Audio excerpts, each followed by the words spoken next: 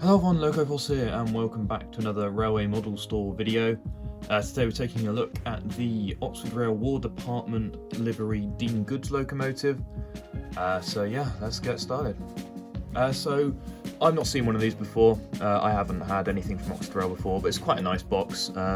It's a coach window, I've just realised. It's like a blood and custard coach, and then that's the window there. So that's quite cool actually. Grey roof. Yeah, sorry, that's actually a really cool design, that.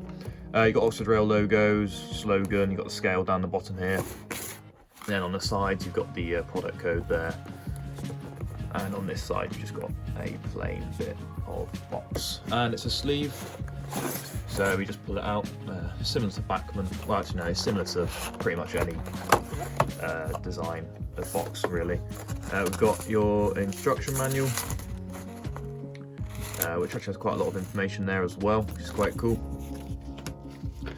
And then we have the locomotive in a sleeve as usual.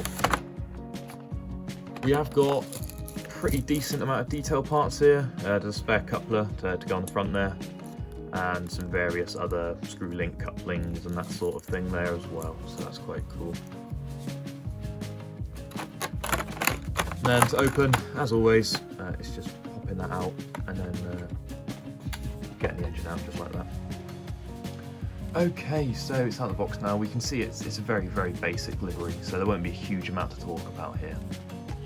However, you can tell there is a lot of divots on the front. So as you can see, there is a decent amount of detail here. I'm sorry about the camera quality, it seems to have gone down for some reason. But yeah, you can see there's tons and tons of rivets everywhere around the boiler here, and all the way down the sides and on the curved bits there. Separately fitted handrail going down the side there. On the front we've also got a separately fitted vacuum piping there, and then we've got sprung buffers.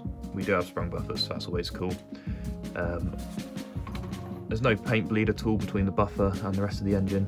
You've got the number there as well.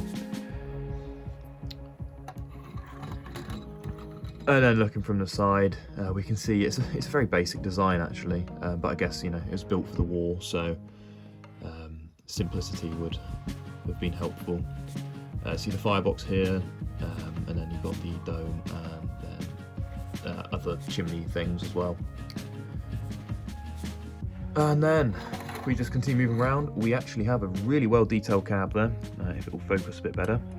There's a lot of stuff in there, lots of piping, painted out in brass, and various dials and levers and reversers and all that sort of thing in there, which actually does look really, really good and stands out from the rest of the engine, because obviously the rest of the engine's black.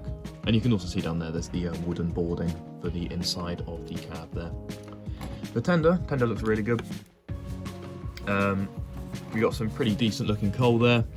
Maybe not as good as the Hornby coal that we've had a look at in previous reviews, but it is still pretty decent there. Got the War Department logo here, and then another 101 on the back there, and we can see again there is a decent amount of rivets on the buffer beam here and then along the chassis of the tender. But yeah, I mean, I wouldn't say it's super detailed, but we sell it for about 100 quid, and I think for that price, I think that's a pretty decent price for an 060 tender loco. We have got other variations as well, so I'll link them in the description too. But yeah, so this is just it's a great looking model overall, I think. So we'll go down and see how well it runs now,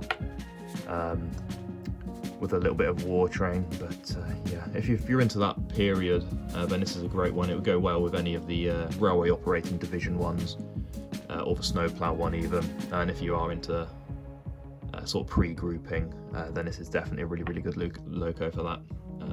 And if you're into making your own railways, I guess this would be a really good base. You could easily get rid of these logos here and slap on your own ones.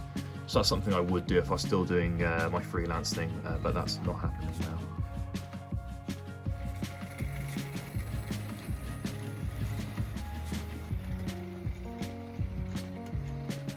So we've got to run around the layout now.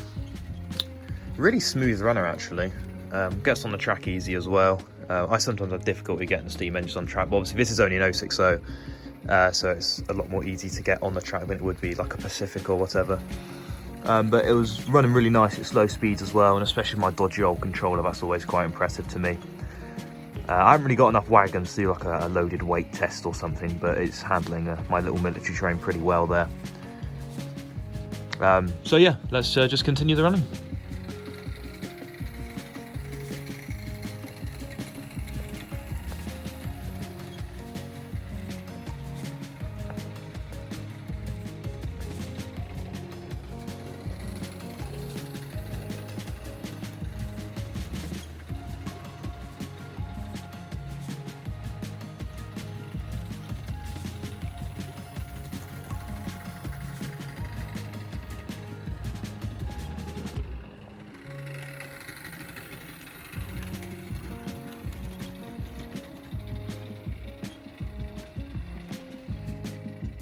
So overall, I think this is quite a solid little model. Wasn't really much to talk about it, but you know, it's quite a basic engine as it was in real life. But all the details there, what it does have, and for the price we have it at, which is just over £100, I think it is really, really good value for money. And if I was modelling that era, then it is something I would get. But doing modern era, obviously, it doesn't appeal to me as much as some other things might do. But the livery's great, decals are great. It runs really, really well, and yeah, so I like the box as well. I think that's a really, really cool concept actually. To be fair, I might be more impressed about the box than the rest of it, but yeah, I think that's really, really cool. So if you do want one of these, there'll be a link in the description below, and yeah, I'll see you guys next video. Goodbye for now.